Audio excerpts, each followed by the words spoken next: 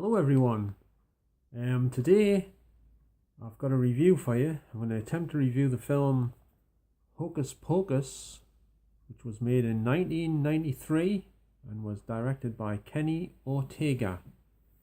It's basically about these three witches played by Sarah Jessica Parker, Bette Midler, and Kathy Najimy. I always get her name wrong. So these three witches, and 300 years ago, they get executed. All three of them get hanged in Salem. And then a curse is put upon them. And then fast forward 300 years later to present day, well, 1993 present day. These three, two teenagers and a little girl break into the old house where the witches used to live, and they light this sort of candle with a black flame. When it's lit, it has a black flame, and this brings the witches back from the dead. But the kids all sort of hide when the witches show up, and they manage to steal their spell book as well. So they managed to get away, and the film pretty much is about the witches trying to bring wrath upon the children and get their book back and everything. It's a bit confusing, the film. There's a lot of other things that I'm not going to mention here, like complicated things in the plot. Like there's a cat that talks, sort of like similar to Sabrina the Teenage Witch TV show, like the cat in that show. But this cat apparently used to be a boy, and he was, I think, turned into a cat by the witches. And so there's that going on. And I must point out that the only good-looking witch out of the three is Sarah Jessica Parker. She's especially good-looking in this film, and the makeup's really good that she's got on and everything, the way they've done her up. But Bette Midler, I think, looks the worst I've ever seen her, with the buck teeth and the strange lipstick that's only seems to be in the middle part of her lips, and what have you. It makes her look a lot worse than she actually looks in real life. That's for sure. But the film is quite entertaining. It's a bit cheesy in places, I must admit. It's quite entertaining. It's got lots of special effects. Some of them good, some of them not so good. It's got a great soundtrack by John Debney. He's always been a good composer. And it's also got a good soundtrack, like good sound quality on the Blu-ray. The surround sound is really good. There's lots of like effects flying out of the rear speakers and stuff, and thunderclaps and voices coming out of the speakers behind you and all that sort of stuff whizzing around. So it's a really good surround experience on the sound, that's for sure. And this is the 25th, was it 25th? I think so. Well, it's the anniversary edition. I thought it said the 25th anniversary edition. I think that's another version. But this is the anniversary edition. And in terms of extras, it hasn't really got much. It's just got like this trivia track thing that you can switch on while you're watching the movie, and it gives you bits of information and stuff about the film, etc., that you might not be aware of and stuff. And it's got a production featurette from when the film first come out, like an old one, with some brief interviews with the cast and showing you behind the scenes stuff and making the film and stuff and how they did various things. Talks about them flying around on wires and stuff, how they did all that sort of stuff and what have you. Now I'm going to mention a couple of things now that I'm pretty sure that nobody else who's reviewed this film would have touched on, and I don't think they ever will. They might on here on YouTube, but I don't think it'll be on a review. Probably be on a different type of video if they're going to touch on some of the things I'm going to mention here. Right, first thing I noticed, and I'm not sure why this is, I'm not 100% sure, in the opening scenes of the film, when the witches are in the house 300 years ago, this is, they do these spells that makes them appear younger. They turn younger again. And while Bette Midler is doing the spell from the spell book, she is making these hand signs. Right? Now, I don't know if any of you know what them hand signs actually mean, but a lot of people think that they mean rock, like rock on, or something like that, which they actually don't. I'm not 100% sure exactly what they mean, but I'm pretty sure they don't mean rock. Because, you know, all the heavy metal fans do that and stuff. But, one thing's for sure, that hand sign, I mean, like I said, it isn't to do with, it doesn't mean rock, but it is actually one of the hand signs, if not the main hand sign, of the Church of Satan. And the book in the film, the spell book, is supposed to be to do with the devil, Satan. Now, I'm not sure if that's why they put these satanic hand signs into the film, because of the connection with the devil in the spell book and all that. And the film is to do with the occult and everything. But I do think this film has some sinister undertones. And there's something else as well. Thora Birch, who plays the little girl in the film, later on in the film, like near the end, she's wearing clothing that has pictures of the sun and the moon all over them, all over her top. Now that's another thing, like why did they have her wearing that? Because those are occult symbols used by the, well, I guess they're used in witchcraft and they're used in other organizations, which I'm not going to mention here. But it's just weird that they would put them symbols on the little girl's clothes, if you know what I mean.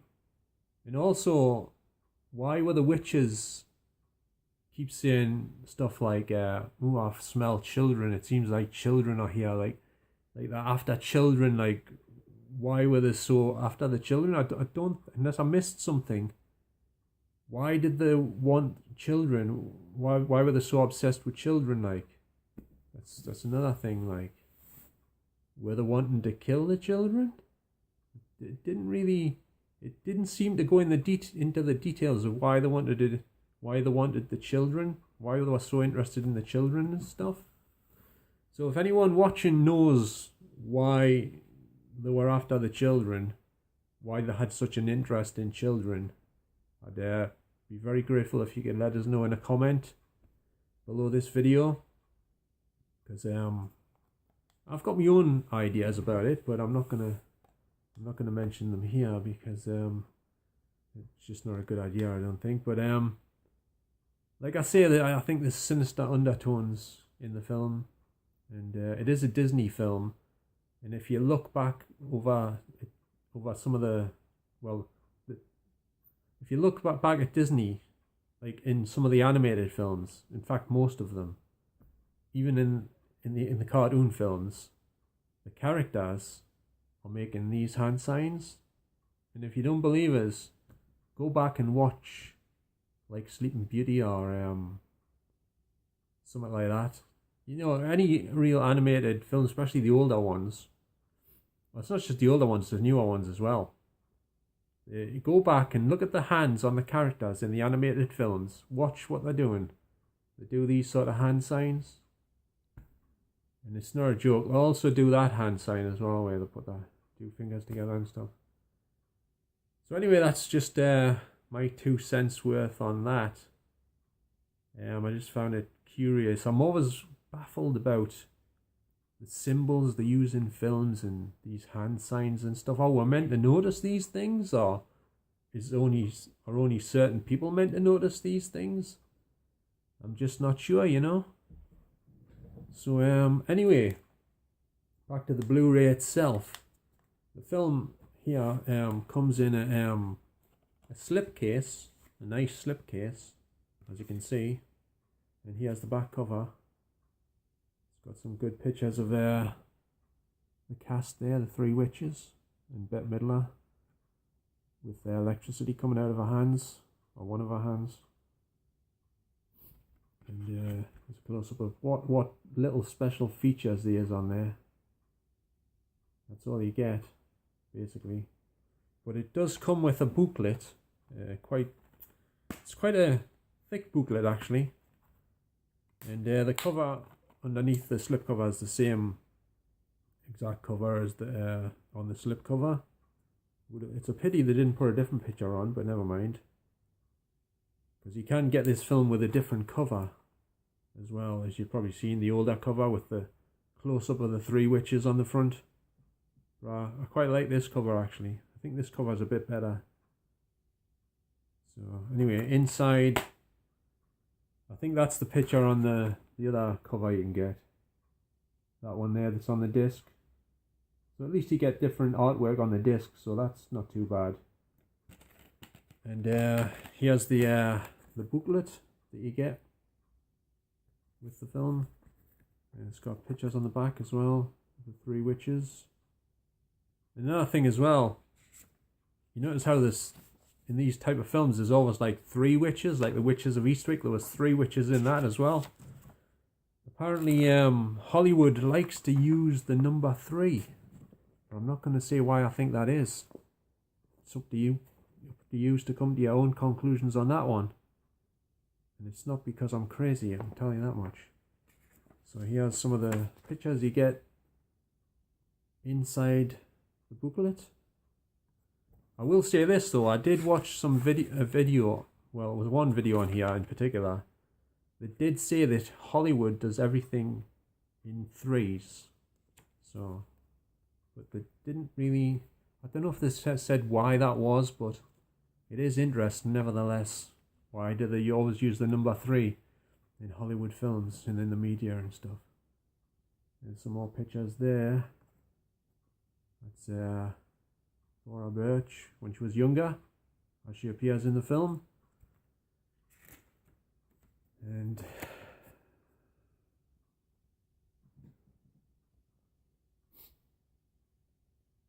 some more pictures. Might as well show you the whole book in case anyone's interested in buying this anniversary edition, so you can see what's in the book.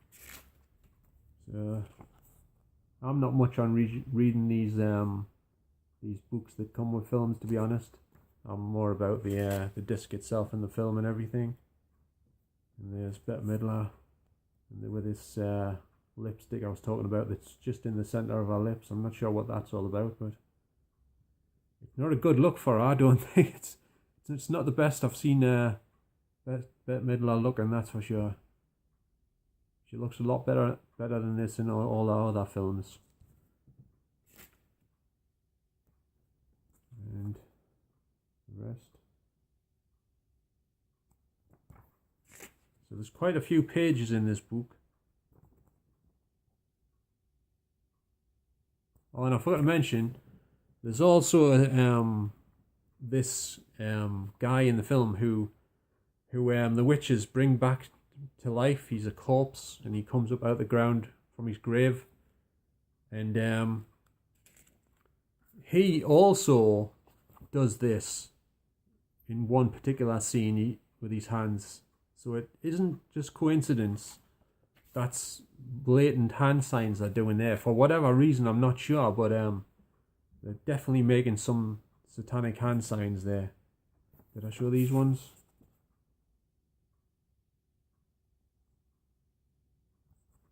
And it's going to take us all day to show that. There's the guy, the corpse.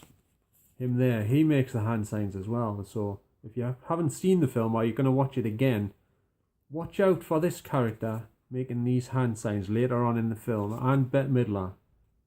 And I'm telling you, I'm not crazy. They do actually do this. So it's something to watch for you, just to watch out for next time you watch the movie. And come to your own conclusions why you think they're doing that.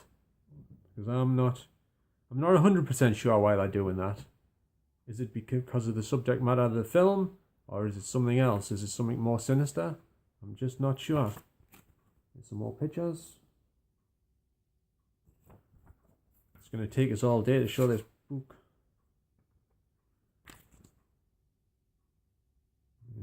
Three there, three down. What about number three? There's just 3 pictures on each set, a couple of pages, I think. Probably just a coincidence though that. There's some of the blue screen when they're making the witches fly and stuff. Putting the false background in using the blue screen. And some more behind the scenes photos of what they're getting up to making the film there. And here's the last picture in the book. A nice big picture of the crew. Let me get the sheen off it. Very shiny, this booklet. Oh no, there's another page, hang on.